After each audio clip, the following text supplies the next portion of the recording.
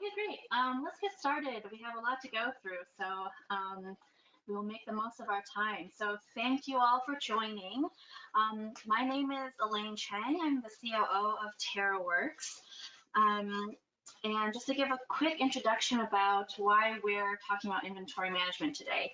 So at TaroWorks, our goal is to make it easy for organizations to manage across the last mile as it is across the first.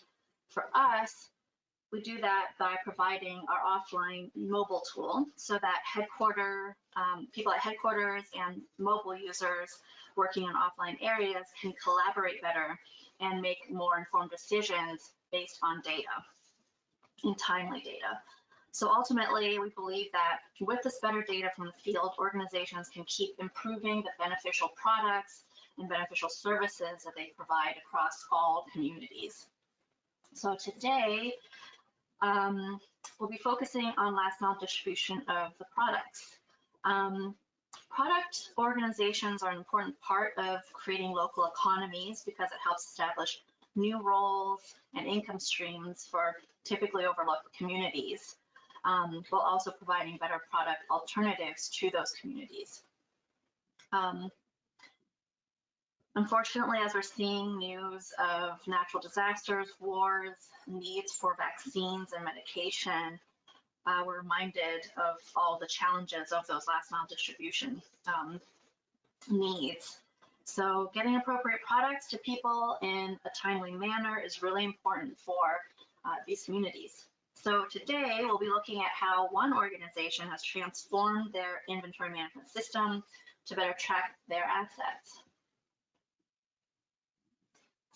So Solar Sister is a leading example of an organization on the front lines of distributing life-changing goods while establishing local economies through their network of women-centered micro-entrepreneurs. So I'm really excited to be joined today by Natasha Wheatley, the Data and Systems Manager for Solar Sister, and she'll be sharing more about their work and how she's been improving their last mile distribution operations. So welcome, Natasha. Hi, I'm excited to be here. Yay, thanks. Okay, so before we jump in, I do want to do some housekeeping rules. And while I do that, I'm just going to launch a quick poll about where you are with your inventory management systems. Okay, hopefully you see that poll. Okay, so while you're filling that in terms of housekeeping, the session is being recorded. So you can find this recording and examples of other TaroWorks user stories from the field on the TaroWorks YouTube channel. Also, everybody will be on mute automatically. If you do have a question, please raise your hand, or there's a question box that you can enter them into. And speaking of questions, we'll mostly be taking questions at the end. However, if you do have a clarification question, something not clear, do type that in and I'll interject and get some clarification on that. So don't be shy on that. Okay, so let me close this.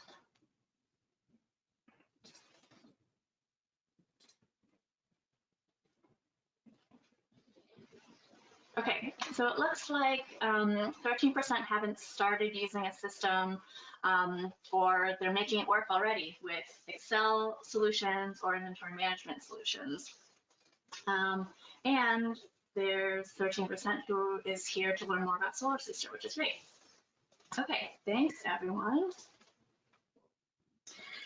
Okay, so let me just give some background about TaroWorks itself and the product, just to set the context for Natasha's presentation.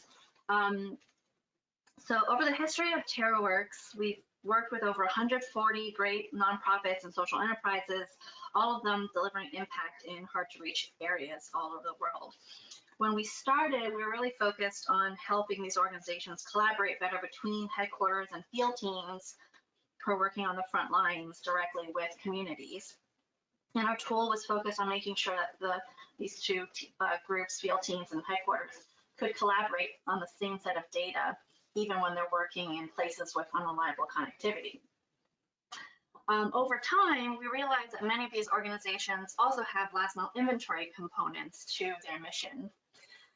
So maybe they're distributing water filters or critical medications, but it's just as important for these organizations to track their inventory levels at warehouses, have visibility into where their items are, where they're getting distributed to, especially as they scale to new geographies or start providing more types of items.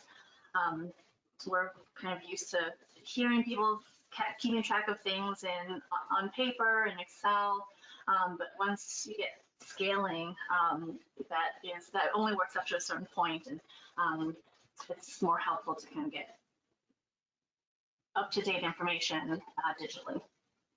So that's why we created TaroWorks Enterprise. If you're familiar with TaroWorks, we are Salesforce based. That's where all the data is stored, and we can push information to and from Android devices that are in the hands of your mobile users who are in these offline areas. So it's a two-way sync, and it helps connect those types of users. With TaroWorks Enterprise, we are adding functionality for tracking the movement of goods through kind of three main areas. One is around procurement, so keeping track of which orders of incoming inventory there are. Transfer orders, so tracking movements of goods between locations and warehouses once it's already in your possession. And then that final distribution, so who are you giving it to so that it comes off your books. So that is a quick overview of TaroWorks Enterprise. And at this point, I'm going to pass it on to Natasha to share how Solar Sister is using their system for their field operations and how they improve their visibility into inventory. Natasha, over to you. Thanks, Elaine. Yeah, so I think before we jump into why Solar Sisters is using Enterprise and what we're doing, I think it'd be helpful kind of give you a little bit of background on who Solar Sister is and what we are all about. So Solar Sister is really focused on the intersection between women's economic empowerment, climate justice, and energy access, on electricity access, predominantly in rural or generally energy poor communities, focusing in Nigeria, in Tanzania, and most recently Kenya, which we're really excited to be working in a merger to bring Kenya into our network. And the way we kind of try and reach all of these areas and address all of these challenges at once is by working with women to build entrepreneurship amongst women in these last mile, energy poor communities. We work to recruit women and then train them on how to become entrepreneurs to sell on solar and other clean energy products in their own communities and in their neighboring communities. And then we continue to support these women long after the initial training, really for as long as they want to participate with Solar Sister, to get them the additional, whether it's marketing skills or additional, resources that they need to grow their businesses and build energy within their own communities. To date, we've actually, our network of entrepreneurs was about just over 7,000 in total. 87% of those entrepreneurs we work with, these folks who run their own businesses and make their own decisions about what they want to buy and sell, are women that are empowered to make these choices and build these businesses. And this network of over 7,000 folks has reached about 3 million people, just over, with new clean energy products. So we're really excited. It's been a growing enterprise for us and really seeing a lot of success with the women that we work with. But what does that look like behind the scenes? So Solar Sister maintains a pretty small US staff, but we do have a couple of people who are regularly involved in understanding the movement of products across our network and out to the consumers. So we've got, our grants manager, an M&E manager, myself, the data and systems manager, and we also have obviously our own audit and financial consultants who come in and make sure that everything looks the way it's supposed to and everything's above board. And those folks are really the folks in the US who really need to understand how inventory is moving across the system, and what our levels are, and what, kind of our situation is with our various products, and who's buying what and who needs what. But in country, this goes even deeper, right? So we have a sizable in-country staff in each of our countries. And there's a few folks, again, who are really like inventory specific. There's obviously more people in our offices that work with Solar Sister, but these are the folks that really dive into our inventory system every single day. So we've got our admin folks who, again, critical to kind of understanding what products we need to purchase and bring into our inventories. We've got our business development associates, and I'm going to talk about them a little bit more in a second. And we have our country directors, who are obviously the folks that need to understand what's happening across their network and what their successes are and where they have inventory challenges, so they can make those strategic or tactical adjustments to make sure that the full potential of the entrepreneurs is being realized, because we can give them the products and the support that they need. Now I want to go back to those business development associates, if I could. So if you would go next slide for me. Our BDAs, our business development associates, work in areas where they're connected with the entrepreneurs. So they are regionally based within these countries, covering a specific geographical area. Each of them maintains their own small warehouses of inventory, along with our HQ inventories that are, in the central main office. But they are our primary vehicle for data collection and inventory movements. They're the folks that deliver products to our entrepreneurs. They're the folks that know what products our entrepreneurs want. They're the folks that have to understand how much they have in stock, how much their entrepreneurs are asking for, and they're the ones that tell us all that, right? They're the ones that come back and say to the HQ offices and to the US staff, hey, like, this is what's going on the ground, this is what we need, these are our challenges. And so really, the system does not function if the BDAs do not have the tools that the BDAs, the short for the business development associates, the tools that they need to communicate information to us and to record information so they can be tracking their own inventory levels. They're kind of the key linchpin in this whole system.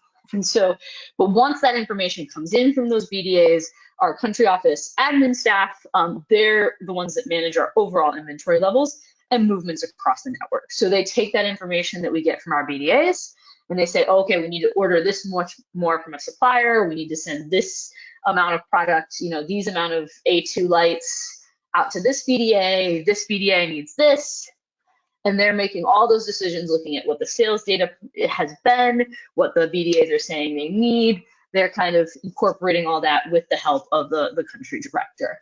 And then all that data becomes into aggregate, right? So all those individual requests and all those individual sales, those get, become aggregate data that we're then using to make programmatic and strategic decisions about what's really selling well, what areas are really seeing a real boost in sales that we might need to get inventory to them more frequently, where are the areas of growth, where are the areas that need attention. All of that is being looked at based on the aggregate data that's coming in from these BDAs, all this inventory level stuff. So how do we do it? Or how have we done it, I guess, is the ultimate question. So we have been using a Salesforce and TaroWorks since the organization was, since the organization's inception in 2011. We knew right away that based on what we were trying to do with working with this large group of women and building, the entrepreneurship of these women, that we were going to need a system that could track how successful we were being in different areas and what was needed where. So we started using Salesforce right away. But then the very next year, we brought TaroWorks into the mix and combined the power of TaroWorks with Salesforce. Reason why it became necessary to use TaroWorks is because of the obvious delays that were happening in collecting information from our BDAs without a real data collection system, right? We were relying on a various amount of different communication channels, from our BDAs, whether they were calling or sending SMS or emailing or whatever they were doing. There was a whole bunch of information coming in, but there was often delays because they may not have, the access that they need. There was often, trying to organize all the information was really challenging. So TaroWorks was something that we brought in to try and speed up the process for which BDAs could get the information on what they needed back to the HQ offices and back to the country offices to say, this is what we need to do, and also to make sure that we're reducing kind of human error and kind of standardizing the process.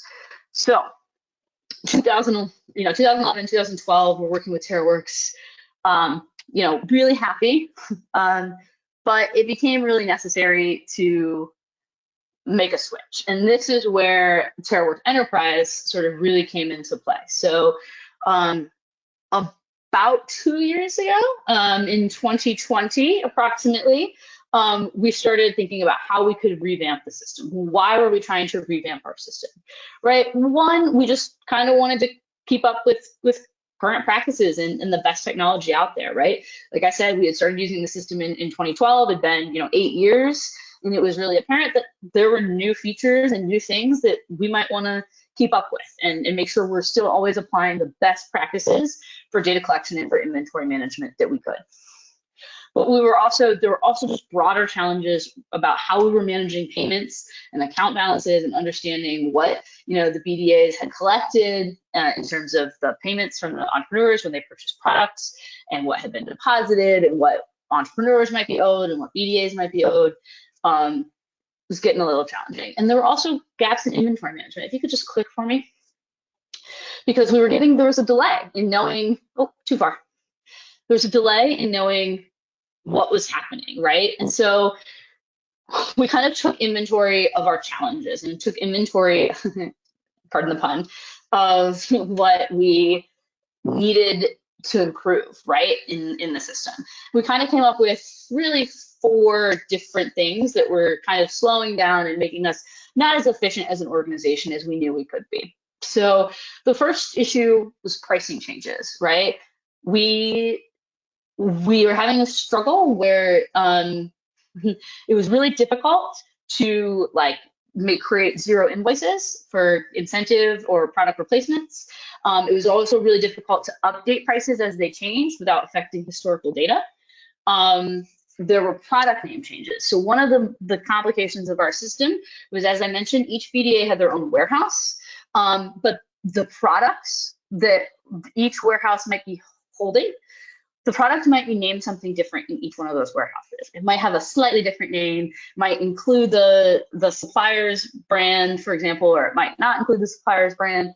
And so when we needed to move things across warehouses, there was a lot of opportunity for mistakes, right? Because it wasn't always perfectly clear what product we were moving from one warehouse, and that it was in fact the exact same product that we were moving into the next to the warehouse that needed it.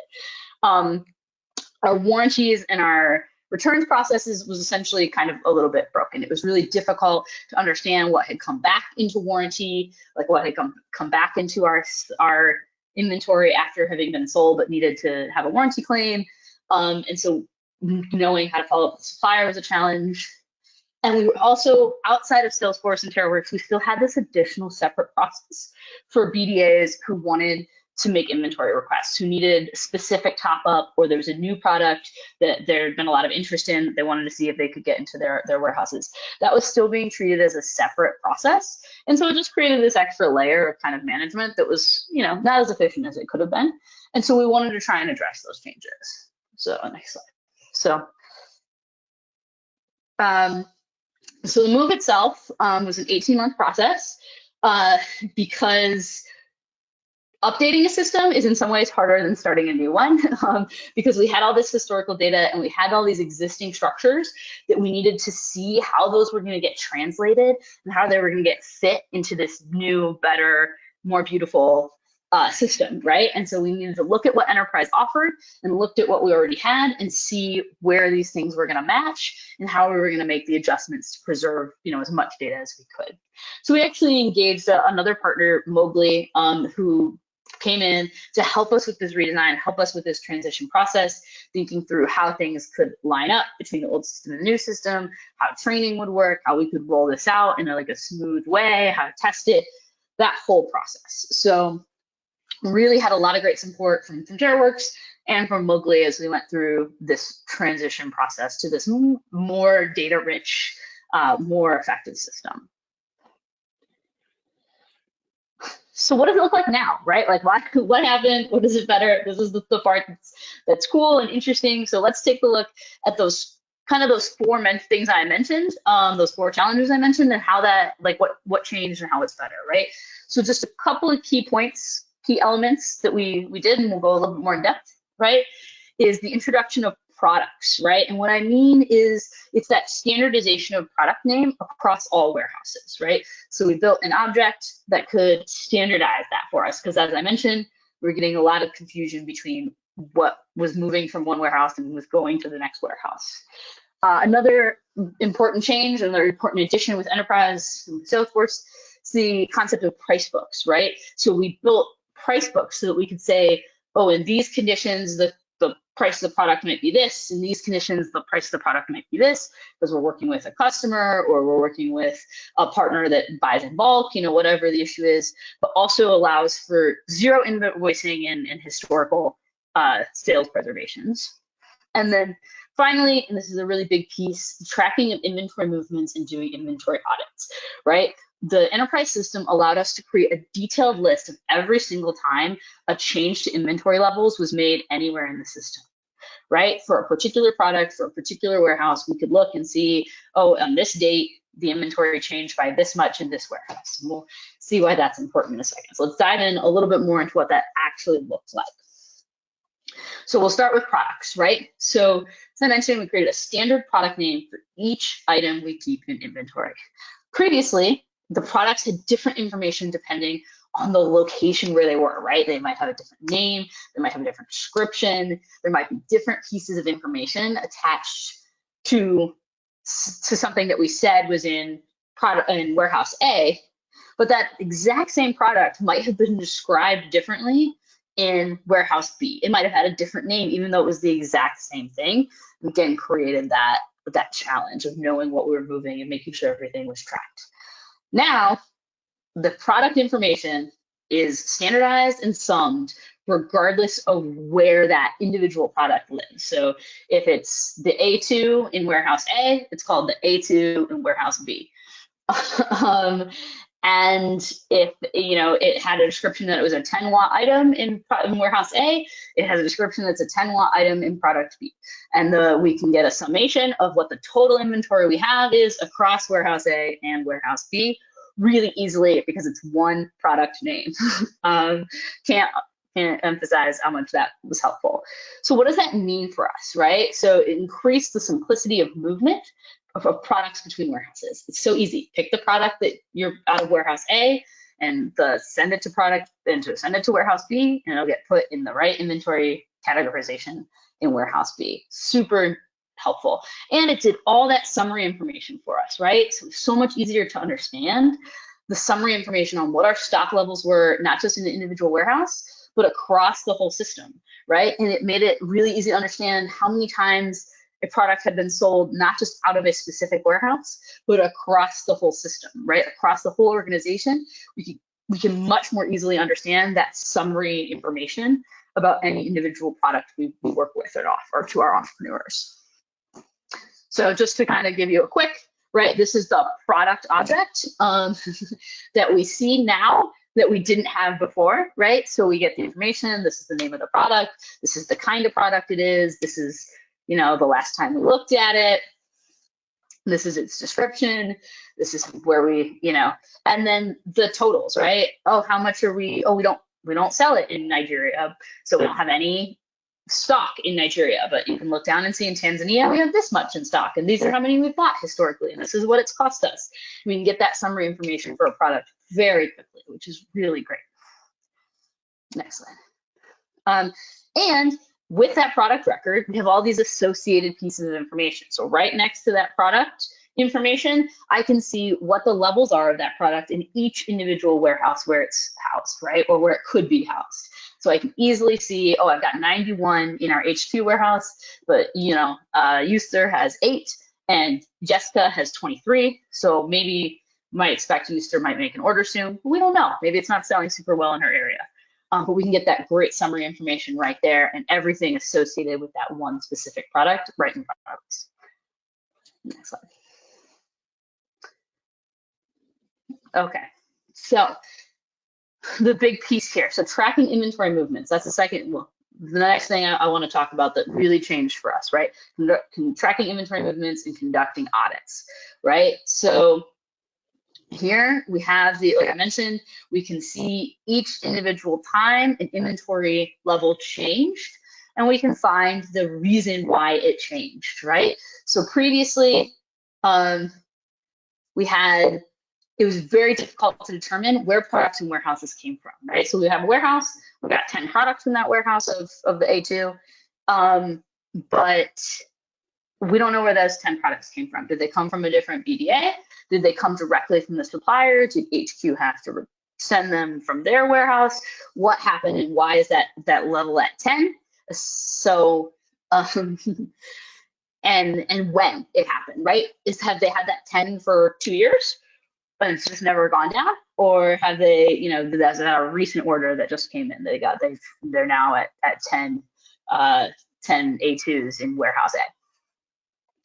But now we have records that capture each time a new product is either purchased, sold, or moved, right? So we always had sales, but now it's so clear and attached to the product where we can see, that we sold 5 of these. So the inventory in this area that we sold went down 5, right? Because we moved them out. But we also shipped 3 new ones in from HQ. So now it went back up by 3. Just really helpful stuff. And it also means that we can match the inventory movements that we see and what the system says with these new audits that our BDAs can do. Right in TaroWorks in the mobile job, the BDAs on a monthly basis, they fill out an audit of how much product they have in stock from a physical count of their warehouse. And they submit documentation, pictures, whatever.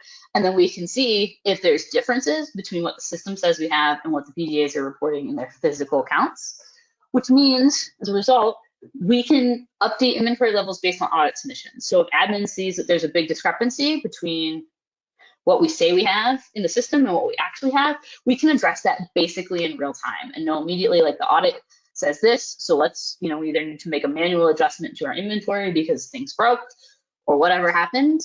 We can adjust so we have accurate levels of what's in each warehouse. But it also means that BDAs can look at their own levels and make their own product requests, right? The requests of things that they think are in demand, which is really helpful because they get that same picture as well. This is what I have and this is what I was supposed to have, which is really great. Go ahead and slide that out for me. So what does that look like? Right, so here's a picture of our inventory audits that was done on a very specific product and for one of our BDAs, right? And we can see in this case, we have 15, 15, 15, 14, right? So maybe we sold something, we could easily check to see what happened.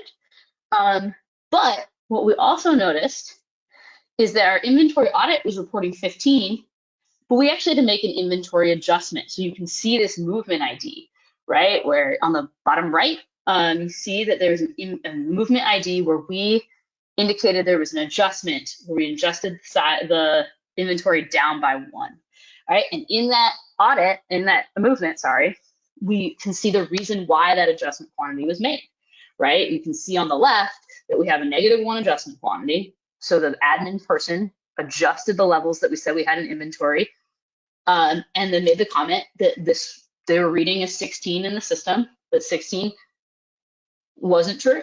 And so Mary kept reporting 15, 15, 15. We knew it was just 15, so we made the adjustment. Super helpful to know exactly what we have in inventory. Next slide.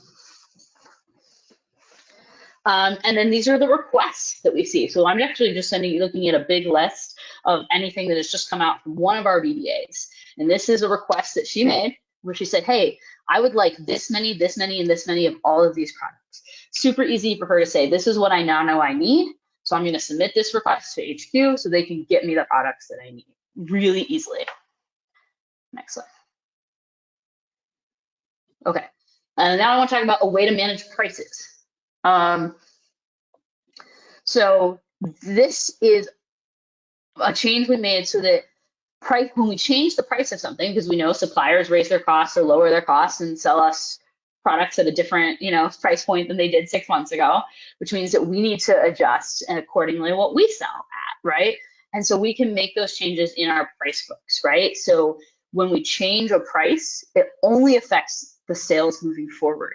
Previously, changing a price would mean that it adjusted what the total amount was of sales that had already been made, right? And made those inaccurate. It's a little bit of a challenge. But now prices are updated only for a product only for new sales. But users, our BDAs or whoever else is selling, can select from different pricing options, right? So we can allow for special partner pricing.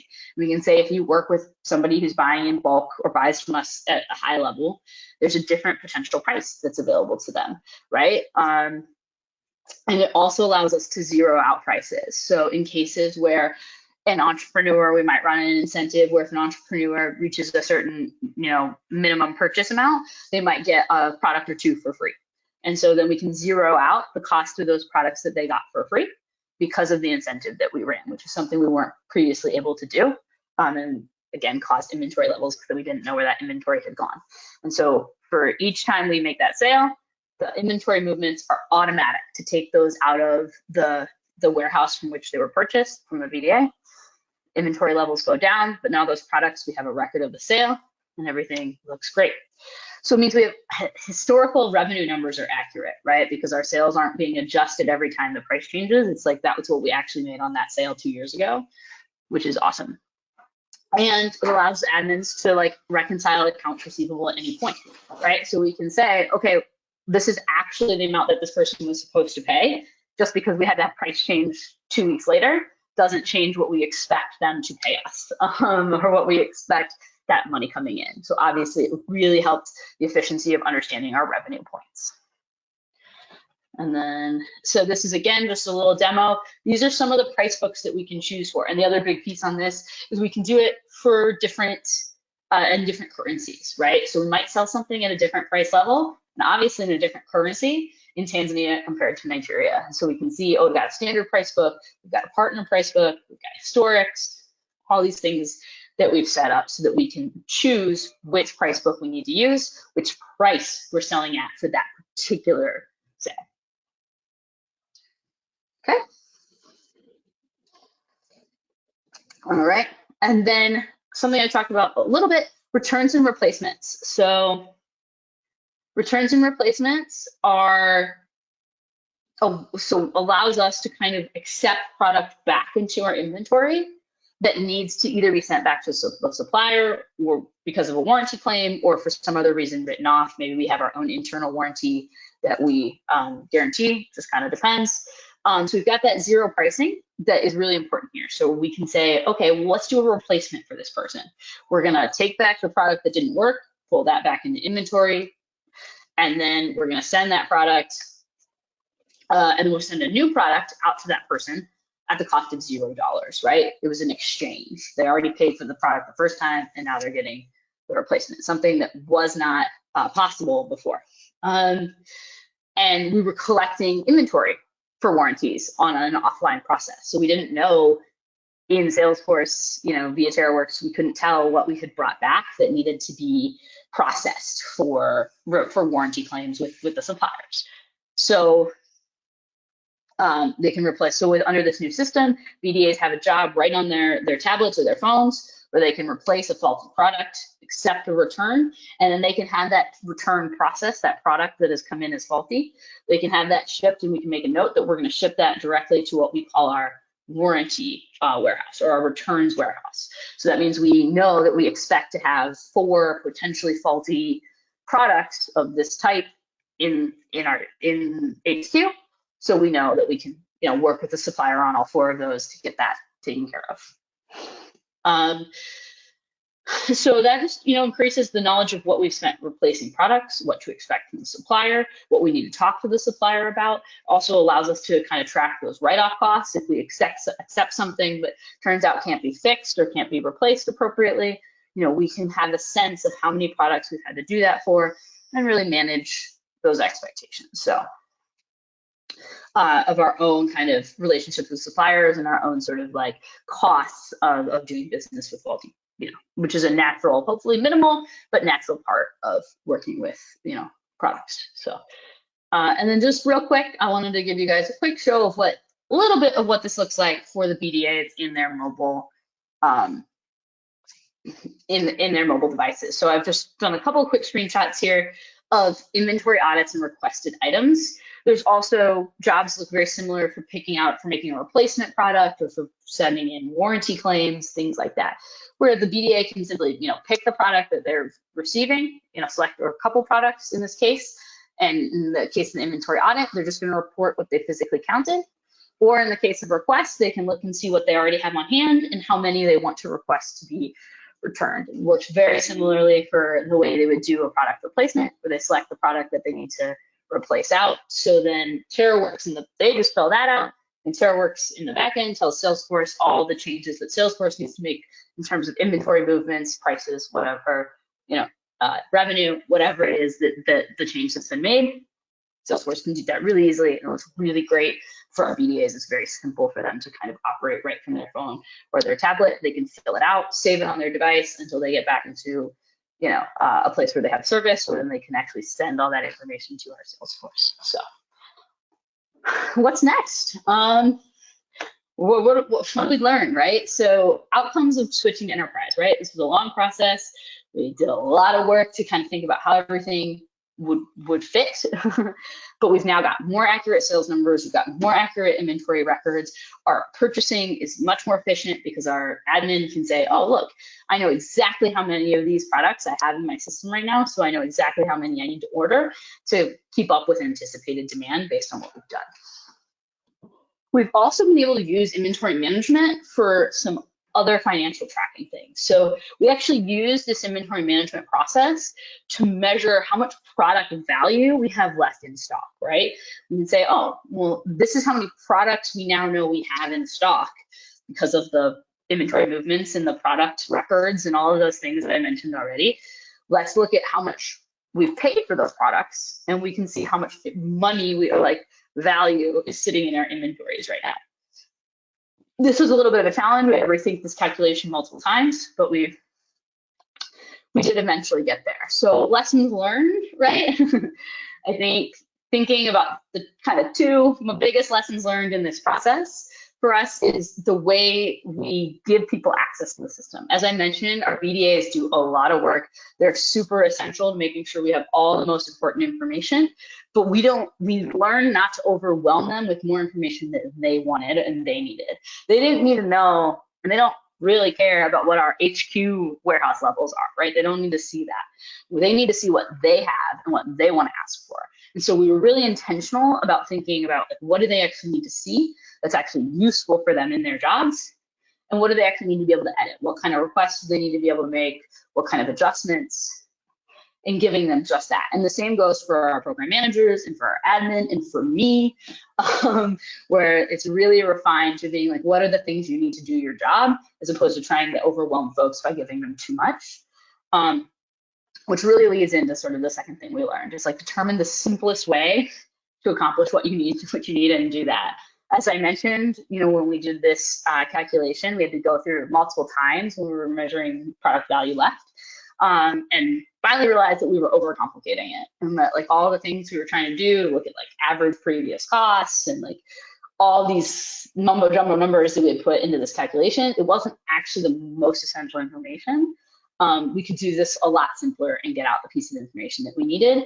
And so, lesson learned, we spent a lot of time doing something that wasn't really necessary, lots of automation that we didn't really need, and found a better, simpler way to do it, which is what we do now. And the system just flows a lot better. So just always be looking for the places where is that really the complication that you need in your life,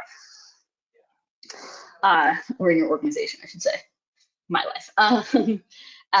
Looking forward, right? So for us, we have a couple of cool things that we're looking forward to continue to do and build on enterprise, right? Because there's even more kind of power we haven't really tapped into, right? So one, as I mentioned, we recently merged with another organization in Kenya with livelihoods. And so we are actually in the process right now of merging all of and bringing all their data into our infrastructure and merging their systems with ours and figuring out how to look at their processes and make sure that they can function in Enterprise, and making adjustments where they're necessary, making sure we're still getting that core information out. And then finally, we've set up the system in a really, I think, thoughtful way that most variations can be handled with the existing Enterprise, right? We don't have to make major changes as slight things in the way we sell or the types of products that we sell shift. It can all be handled with Enterprise. And so, everything changes over time. And so as we look at like new programs we're testing or new types of payments that we can accept, we're really hoping and are going to test this infrastructure to make sure that it's still able to do all of that, which we're pretty confident, but obviously it's a new test every time. But there's a couple other specific inventory challenges that we're looking at, right? So one, right now we don't do a whole lot of serial number specific tracking. So we don't track an individual product at the serial number level. We just say, 5 of these products came in, 4 went out, we've got 1 left. But that's something that we're really seeing a need to shift, and seeing, okay, well, which product? Was it 1001, 1002, 1003? Which specific individual item was sold to a specific customer? And so that's something we're looking at incorporating into Enterprise and tracking at a serial number level, what comes into a warehouse, what goes out of a warehouse. And then product checkout check-in, right? So one of the other things we're doing is the idea of selling on consignment, where our entrepreneurs don't always necessarily purchase the product in advance, but they're able to check it out, go and show it and sell it and work in their communities, and then check it back in at a later time to say, okay, this product went out as a potential sale, but it has come back in and was not actually sold, or it went out and it was sold, right? So that kind of idea that more inventory might come back that isn't just a return, something else that we're looking at and expanding into with Enterprise in the future. So I think that is the things we're really looking forward to. Solar Sister is always looking to kind of innovate and look at new ways to kind of help our entrepreneurs build their businesses. But in order for us to do that, the idea of being able to manage the inventory and understand what's needed to get to those entrepreneurs so that they can build their businesses, Enterprise is the main tool we use to make sure that we're being efficient in that goal. And I'll turn it back to Elaine in case she has anything else she wants to fill in, and then maybe questions. Yeah, Natasha, thank you so much. It's great to see all of the progress you've made. It's been quite the journey, and so glad to see that the system's been growing, and so has the organization. And yeah, congrats on that merger with Livelihoods. We're really excited to see what comes out of that. Okay, yeah, so at this point, let's take some questions. I already have one question, a good one. I think before we actually get into that, I do want to do a quick plug. If you don't know already, TaroWorks is providing a TaroWorks Enterprise grant. We're currently in that process right now. So I have some dates here for you to note. We are having office hours right now if you have any questions about the application up through this Friday. So do feel free to reach out. Let me actually, I think we need to get those emails posted. But if you would like to schedule an office hour, just respond to the email about the webinar. And also July 8th is when applications are due. So I think with that, let me turn to questions. We had a good one from Michael, and I had some follow-on questions about this. So Natasha, is the system online or offline? Can you still use it if you don't have internet, like in the deep in the village where there's no internet network? And some of my follow-ups there is, what are the realities in the field like? How often can the BDA sync? What's connectivity like? Natasha. First off, yeah, the system works offline and then eventually resyncs once they're back online. So our BDAs predominantly are the ones that use this feature, but on their tablets or on their phones, when they go out, they fill out what we call jobs. But essentially, they fill out the forms with all the information they need, whether it's a sale or a transfer order request or inventory request, or whatever it is that they're doing. And the app can temporarily store all that information on their phone. So they open it up as long as they have battery, they can fill out whatever they need. They don't need to have access to the internet. And then there's a little button that says sync later when they're done. And they hit that sync later button. And what that means is that basically it's storing all the information on their phone so that when they get into an area that they have either Wi-Fi or some other type of connectivity, they can go and sync all the jobs that they've had to save to upload into TaroWorks, right? And so it could be one job, they could have filled out one form, made one sale that day, or it could be 20, right? It just kind of depends on what their day looked like and what they needed to record, because they also collect a lot of other information about who they interacted with and things like that. It can all be synced once they get back into an area of connectivity. In terms of like the specific bandwidth, my experience and my understanding with BDAs is obviously they prefer Wi-Fi for data purposes, but a little bit of connectivity can actually be sufficient to transfer and to sync the jobs with Salesforce from their phones. That it's not necessarily a high resource consuming app. So if they just have a little bit of connectivity, they can get it in. But I think everyone's preference, right, is obviously to be on Wi-Fi. The sync will go faster. It affects, the data that they save, not having to do it over, a data plan. But yeah, works just fine. So sometimes they sync every day. Sometimes they sync every 3 days. We recommend syncing as often as they possibly can. But it just kind of depends on where you live and where you're working.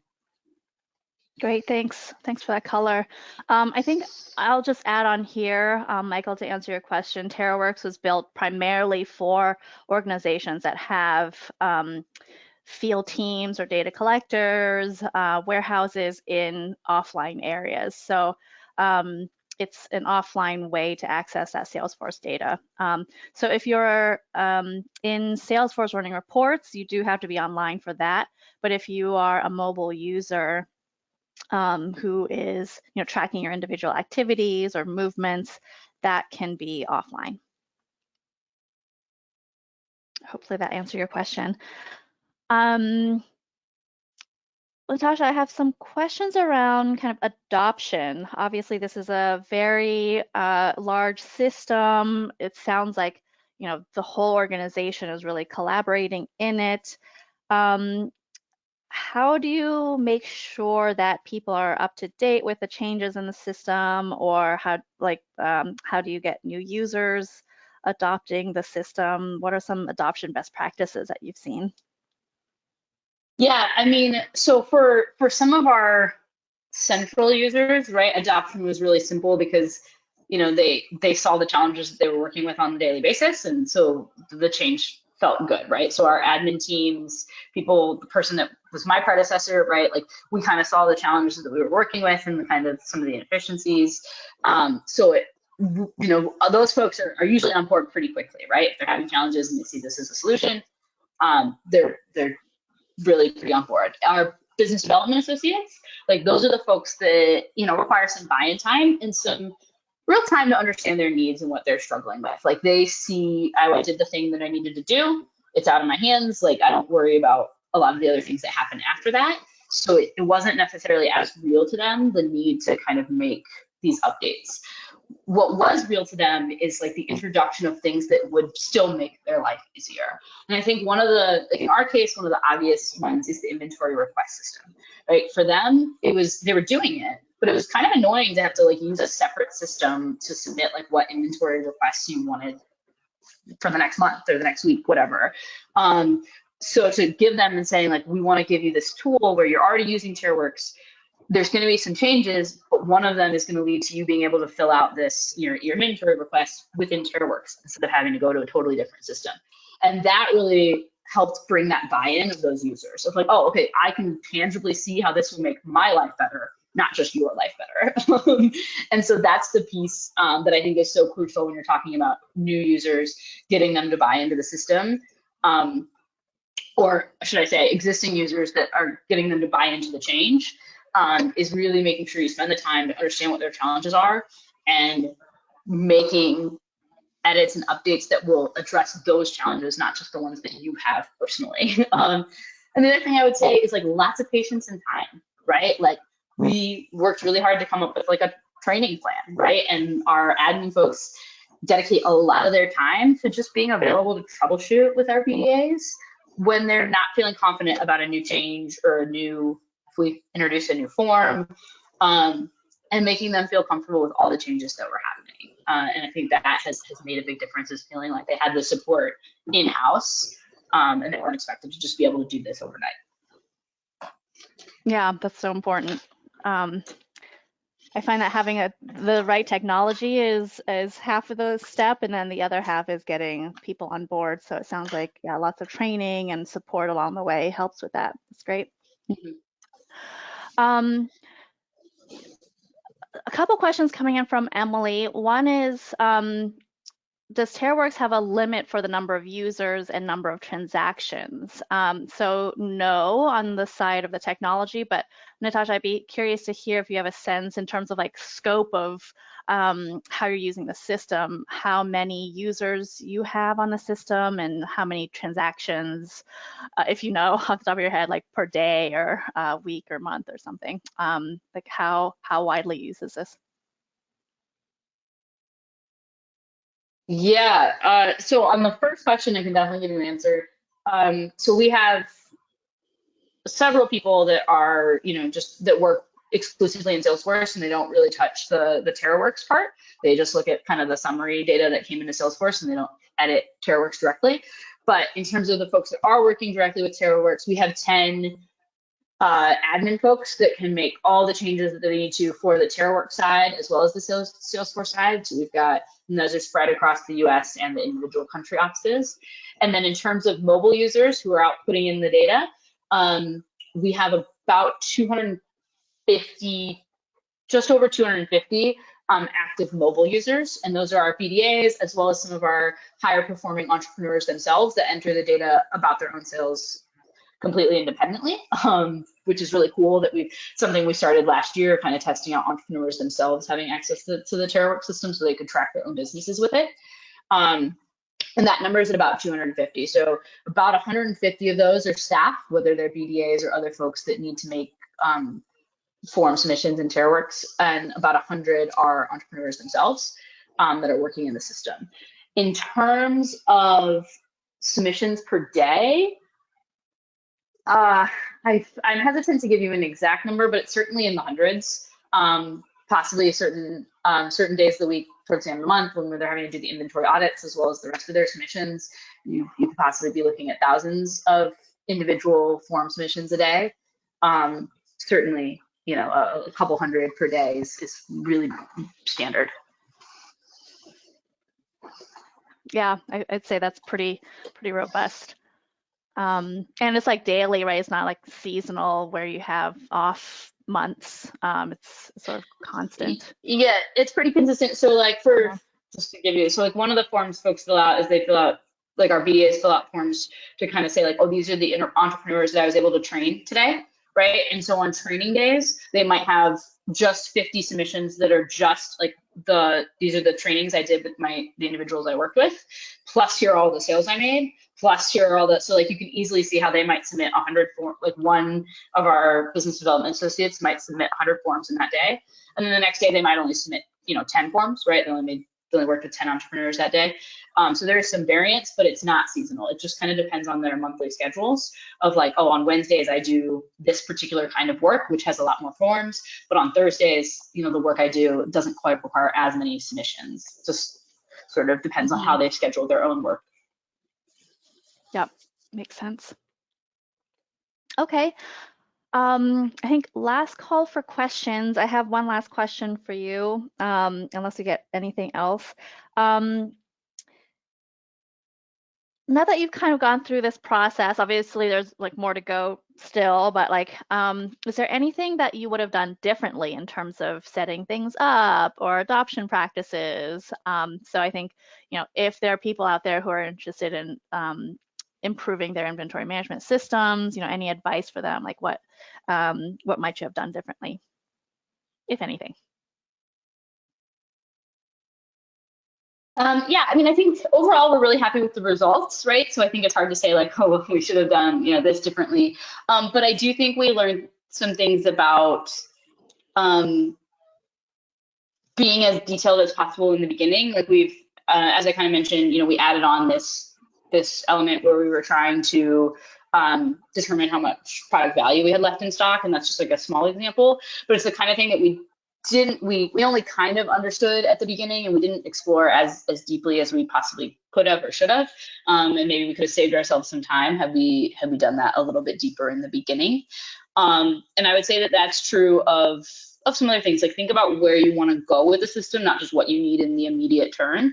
So, our immediate needs were very clear on like our pricing change issues and our inventory movement tracking. Like, those were very clear. And spending the time to think about like, okay, where do we need the system to take us in the next 2 years or in the next 3 years? Like, what do we want to try and be able to do? And incorporating that into the system so we can kind of expand without another major overhaul. I think we did a pretty good job of that, but it's something that I always think we could have, you can always do better on kind of future-proofing your plans. Great, makes sense. I think with that, I don't see other questions coming through. Natasha, thank you so much for sharing more about how you're using the system. Super excited that you're using it more robustly and getting better data. And I'm sure that as you expand, all of the communities are going to benefit from this. So thank you so much for your time and for sharing. And thanks to the audience for your questions and for listening in. Yeah, appreciate everybody, and it's great to be here. Thanks, everybody. Bye.